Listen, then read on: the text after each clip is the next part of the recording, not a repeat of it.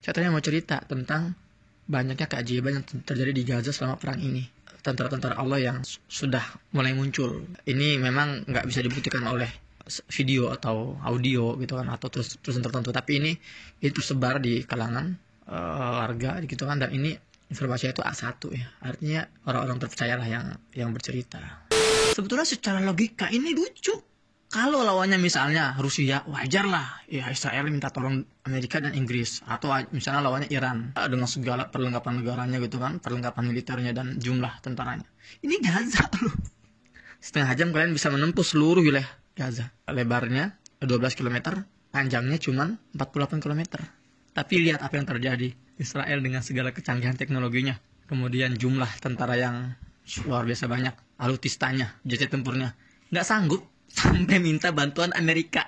Dan sebetulnya kalaupun pertempuran selesai hari ini, detik ini, Gaza sudah menang. Bahkan kalaupun Gaza ini harus mengorbankan 10.000 nyawa, ratusan ribu rumah rusak, Gaza sudah menang. Bismillahirrahmanirrahim. Assalamualaikum warahmatullahi wabarakatuh. Alhamdulillah wassalatu wassalamu ala rasulillah.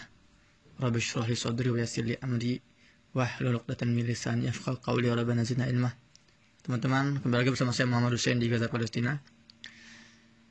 Alhamdulillah, ini saya lagi ada di wilayah selatan jalur Gaza. Kalau teman-teman sering mengikuti reportase dari televisi, Metro TV, TV One dan sebagainya, saya lebih detail di situ ya, bicara tentang kondisi terkini. Tapi saya tidak mau terlalu menghabiskan durasi konten-konten YouTube saya yang membahas itu. Saya ingin membahas sesuatu yang membuat kita ini lebih percaya diri, lebih termotivasi, teman-teman. Karena itulah alasan kenapa para pejuang Gaza ini sering memberikan kita cuplikan-cuplikan keberhasilan mereka. Ya, ketika mereka berhasil misalnya menyerbu masuk ke pangkalan-pangkalan militer musuh, ketika mereka berhasil menangkap ratusan tawanan, membunuh para komandan-komandan militer, ya penjajah.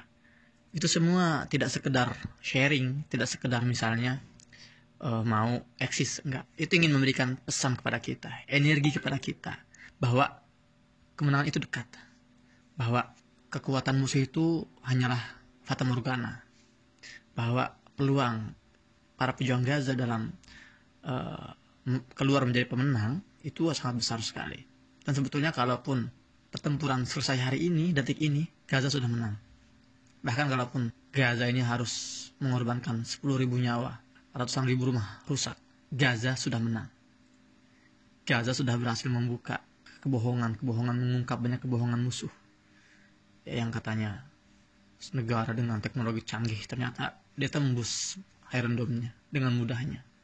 Katanya militernya ini paling kuat, ya, artinya terlatih dengan, saya tahu itu nama bela dirinya kan Krav Maga. Di Israel itu ada bela diri namanya Krav Maga, katanya kuat banget. Tapi di video-video yang beredar itu para ahli bela diri Krav Maga itu diketekin sama para pejuang, digeret dari perbatasan sampai ke Gaza dan ditawan. Artinya memang mereka tuh lemah. Teman-teman, saya ingin kita berpikir sedikit deh antara Gaza dengan penjajah ini. Gaza ini, teman-teman, kalau antum kesini ya, Gaza ini wilayah yang sangat kecil. Dari laut Mediterania sebelah barat ke perbatasan timur itu cuma 12 km. Kecil sekali. Dari ujung jalur Gaza utara, itu namanya perbatasan Erez di kota Beit Hanun, ke ujung selatan namanya perbatasan Rafah di kota Rafah, itu cuma 48 km. Kecil banget, serius. Kalian dari ujung utara ke ujung selatan itu cuma membutuhkan waktu setengah jam loh. Setengah jam kalian bisa menempuh seluruh wilayah Gaza. Lebarnya 12 km, panjangnya cuma 48 km. Tapi lihat apa yang terjadi. Israel dengan segala kecanggihan teknologinya. Kemudian jumlah tentara yang luar biasa banyak. Kemudian alutistanya. Kemudian jet tempurnya. Nggak sanggup sampai minta bantuan Amerika. Amerika ini ngirim satu kapal besar, ya kapal militer, kapal pangkalan militer besar ke laut Mediterania untuk mendukung Israel. Tambah lagi apa? Inggris, katanya Inggris juga mau ngirim dua kapal induknya gitu kan, Tapi kalau saya ada sumber lain katanya Amerika kirim dua kapal induk dan Inggris 2 kapal induk. Hei, ini Gaza loh yang sudah diblokade sejak 2006, 17 tahun diblokade. Artinya apa blokade? Artinya itu agar para pejuang Gaza ini tidak berkembang. Artinya agar mereka ini dimiskinkan, dilaparkan dan mudah ketika dihancurkan gitu loh. Sebetulnya secara logika ini lucu. Kalau lawannya misalnya Rusia, wajar lah ya Israel minta tolong Amerika dan Inggris, atau misalnya lawannya Iran dengan segala perlengkapan negaranya gitu kan, perlengkapan militernya dan jumlah tentaranya. Ini Gaza loh. Ya Allah. Ini kebesaran Allah teman-teman. Dan saya sudah jelaskan kepada kalian semua rahasia kekuatan Gaza. Saya sudah jelaskan di konten sebelumnya, kalian cek aja deh gitu. Tapi intinya teman-teman, para pejuang Gaza ini berusaha untuk memberikan rasa optimisme kepada kita. Ya, adapun kita sedih, itu wajar. Ya, karena kita melihat banyaknya kematian di Gaza, orang-orang yang terluka. Itu manusiawi, ketika kita harus menangis itu manusiawi. Tapi pesan yang lebih dalam dari itu, dari Gaza itu adalah harapan. Jangan kita hilang harapan. Dari situlah kekuatan itu muncul. Keyakinan. Warga Gaza nggak pernah hilang sedikit pun keyakinan. Nah, teman-teman, saya akan membacakan satu ayat dalam Al-Quran, surat An-Nisa ayat 104. Ini juga menjadi salah satu bahan bakar semangatnya warga Gaza, semangatnya para pejuang Gaza. Kenapa mereka ini nggak pernah takut? Tapi jujur sih, memang warga Gaza ini nggak pernah takut.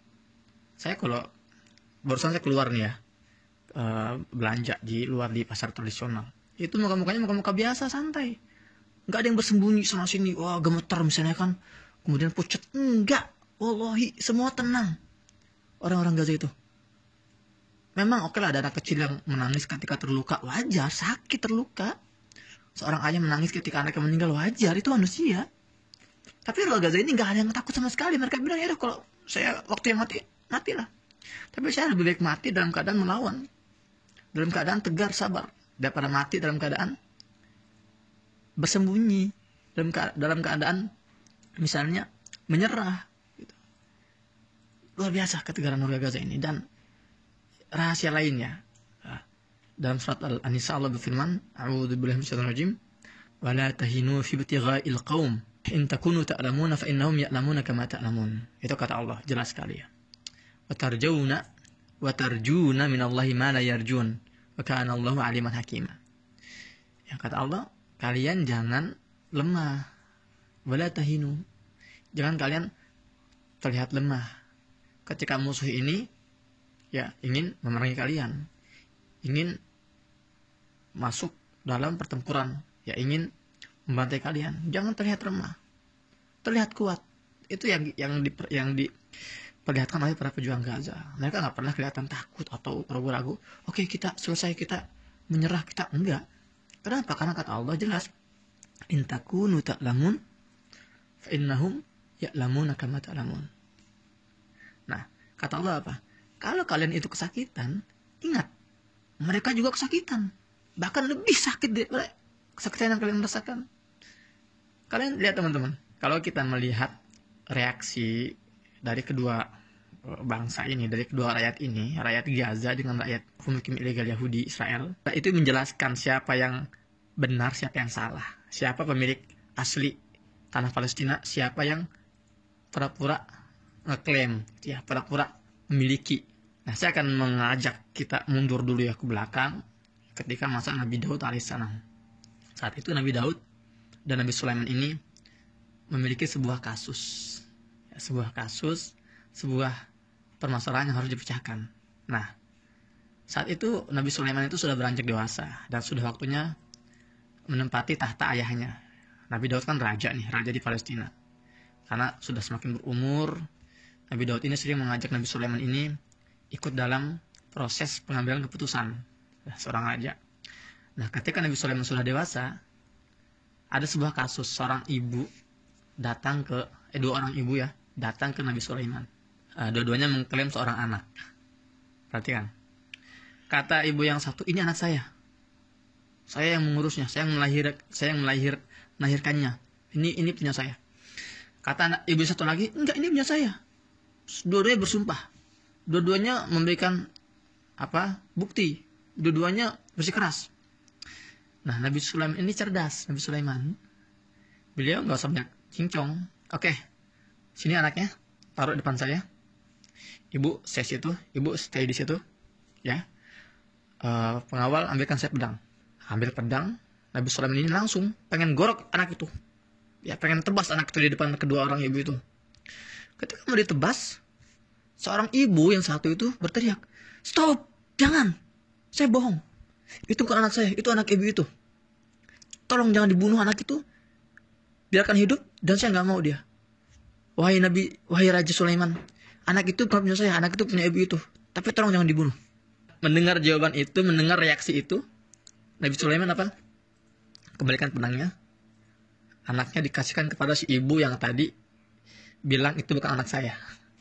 Ibu yang tadi keberatan anaknya dibunuh. Karena itu insting seorang ibu. Dan Nabi Sulaiman tuh ingin melihat reaksi itu. Jadi ibu yang sebenarnya itu, dia rela untuk melepaskan anaknya demi menyelamatkan nyawanya. Sementara ibu-ibu palsu itu, dia nggak peduli. Itu kan anak dia. Kalau mati, matilah.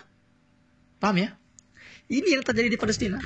Atau melihat ribuan pemukim ilegal Yahudi ini berbondong-bondong kabur, ingin meninggalkan tanah Palestina, ingin meninggalkan wilayah jajahan Israel, ya, lewat bandara-bandara internasional. Ada bandara misalnya Ben Gurion, itu kan sudah viral videonya kan, saya juga ada posting tuh di Instagram saya. Ribuan pemukim ilegal Yahudi ini kehabisan tiket. Mereka saking ketakutan oleh perang ini, mereka pengen keluar dari tanah Palestina gitu kan, melalui bandara-bandara internasional. Sebaliknya orang Gaza bertahan. 3 hari yang lalu di ultimatum nih warga Gaza di bagian utara. Kami kasih waktu 24 jam, kata Israel. Kosongkan wilayah utara, lari ke wilayah selatan. Karena kalau tidak, kami akan bombardir. Kami akan masuk melalui utara, dan ini kami akan ratakan dengan tanah, kurang lebih gitu ya, terjemahan bebasnya. Tapi warga Gaza apa? Enggak, silakan saja mau bunuh saya. Saya tetap stay di rumah saya. Memang ada sebagian yang termakan gitu kan, yang mengungsi dari utara ke selatan, tapi pada akhirnya mereka kembali lagi itu. Sebagian ada yang sudah terlanjur mengungsi ke sekolah PBB di wilayah utara selatan. Nah, sebagian lagi dibunuh di jalan. Ya,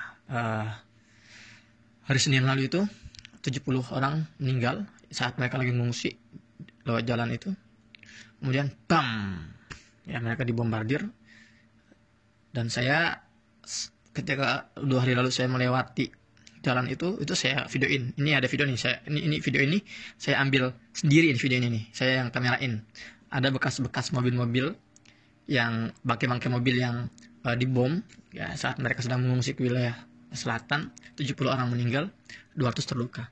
Tapi sebagian besar sudah kembali ke tempat masing-masing, ke utara gitu kan. Artinya mereka nggak takut. Nah, dari sini kita bisa melihat penduduk asli itu nggak akan kabur dari pertempuran. Penduduk asli itu akan mengakar kakinya, tangannya itu akan stay menjaga tanah airnya. Tapi ya, pemukim ilegal, ya, masyarakat yang ngaku-ngaku dia itu penduduk asli, dia akan kabur. Dia akan lari keluar. Dia nggak akan peduli apa yang terjadi dengan tanah Palestina. Dia hanya akan peduli pada nyawanya. Kabur mereka. Dari sini paham ya? Dari sini kita bisa membuktikan, kita bisa menganalisa, kita bisa membaca siapa penduduk asli Palestina, siapa pendatang. Nggak usah ribet-ribet deh. Lihat aja dari reaksi mereka masing-masing. Antum, teman-teman ya, kalau tahu kondisi sekarang ini, ya Allah, saya berurusannya dam bu, nggak berhenti. Sekitar setahun yang lalu 50 orang meninggal di wilayah Burej, jalur Gaza bagian tengah, dalam serangan udara. Jadi ada 15 rumah berdampingan itu dibom, pam, 5 dibom. 50 orang meninggal hanya untuk membunuh satu orang komandan Al-Qassam, namanya Ayman Naufal. Dia salah satu komandan Al-Qassam, gerakan sayap militer Hamas yang ada di wilayah Jalur Gaza Tengah. Memang ya, ini target besar Zionis berusaha membunuh mereka, tapi lihat, oh dengar suara bom ya, ya Allah. Tapi Israel ini enggak peduli. Oh, dekat sekali itu. Mereka tuh nggak peduli berapa puluh orang sipil sekitarnya, selama dia bisa memastikan terbunuhnya satu pejuang itu, maka anak-anak wanita tidak mereka pertimbangkan. Bahkan di banyak kasus, ini informasi yang saya dapat ya, terserah antum percaya atau enggak. Jadi para komandan pejuang ini kadang ketika lagi jalan sendiri itu nggak ditarget, dibiarkan. Ketika dia masuk ke rumah, isinya 1-2 orang, dibiarkan. Tapi ketika si komandan ini misalnya masuk ke rumah yang banyak penghuninya, disitulah ditarget baru. Bam! Antara alasannya apa? Kita membunuh seorang komandan, tapi jumlah korbannya itu membludak. Ya Allah. Ya teman-teman, sekali lagi, saya kalau bicara Gaza nggak akan habisnya banyak. Ya. Artinya, saya juga belum cerita. Awalnya saya tuh kenapa pengen bikin vlog sekarang ini cepat ini. Saya tadinya mau cerita tentang banyaknya keajaiban yang terjadi di Gaza selama perang ini. Tentara-tentara Allah yang sudah mulai muncul. Ini memang nggak bisa dibuktikan oleh video atau audio gitu kan, atau tulisan tertentu, tapi ini tersebar di kalangan warga gitu kan, dan ini informasinya itu A1 ya, artinya orang-orang terpercayalah yang bercerita, dan itu akan saya ceritakan insyaallah taala di konten selanjutnya. Teman-teman, sejauh ini sudah tembus angka 3.000 yang meninggal di dunia di Gaza. Para korban ini 70% lebih itu wanita dan anak-anak, sisanya yang manula, ya, kemudian warga sipil gitu kan. Sementara korban luka ini sudah mencapai 12.000 ya, dan ini akan terus bertambah karena masih banyak yang terjebak di reruntuhan. Semoga Allah Ta'ala segera ya memberikan kemenangan kepada warga Gaza. Tempat saya berada sekarang ini juga nggak ada jaminan saya akan ya terus bisa memberikan update terbaru ya. Pokoknya nggak ada tempat aman di Gaza. Semua wilayah Gaza ini berpotensi menjadi target militer. Mungkin bisa saya yang terbunuh, bisa hari ini atau besok, Allah alam.